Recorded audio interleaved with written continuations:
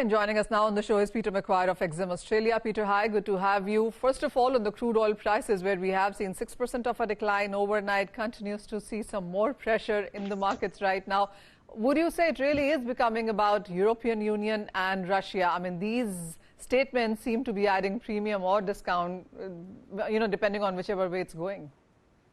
Absolutely, Manisha. I mean, you've only got to listen to what Hungary said and their moves, and that really, I think, was the catalyst. You've got other EU member nations singing from the same hymn book as Hungary, so they're all reaching out to Brussels, try and get, I think, a concerted effort to all play together, but there just seems to be very fractured, the mood across the EU and what's going to happen with Russia moving oil and how that all, moves forward. So, yeah, very difficult situation when you've got a whale, be it, or an elephant, be it like Russia, the size of Saudi.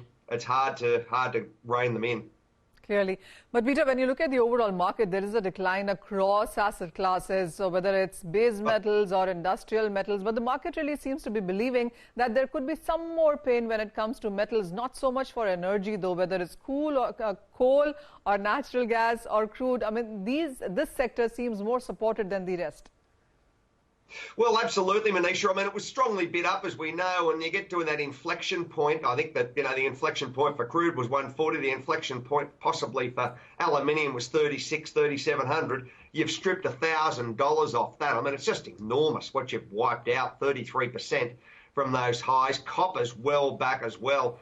9,200. Who could have imagined it? That you would have possibly, I would have thought, 10,000, 10,200 would have been a fairer number, but at 9,200, it looks very cheap, and that's probably a good sign if you're a buyer.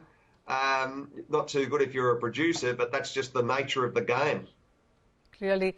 So when it comes to the metal prices, as you said, industrial metals have declined much more than what Street was anticipating. Are we done with this decline or profit-taking or correction?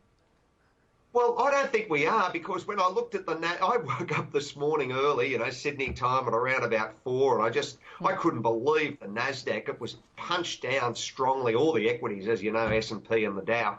So I think that there's more hurt to come. And when you see a big move like that on the Dow, down 4.2%, pardon me, the NASDAQ down 4.2%, that really shakes people. And I think that fear is entering the big picture as far as some of those big indices. The Russell 2000, I was just listening to your Steve Sedgwick say out of London on CNBC, a 30% down, the Russell 2000. So that's really a wake-up call, Manisha. There's a lot of pain on Main Street. So at these current levels, with so much correction already in the bag, what do you think is a good buy right now within commodities? I still believe, hand on heart, gold's the picture. I don't know whether it's going to rally in the next couple of months, but I think long-term, Manisha, it's got plenty of attraction. That and silver. Plenty of people are saying, the smart people I listen to, buy as much silver as you can, put it under the bed. It's a lot cheaper than gold, better ratio, and there's probably more upside. And you've got industrial demand and a few other pictures that will make it maybe a main attraction. So that could be, they could be the two. A lot easier to store that than it is, barrels of crude in your basement. Okay, all right, Peter. Put silver under your bed. Silver, hand on your heart, it's gold and silver under the bed. That's what Peter is recommending at this point.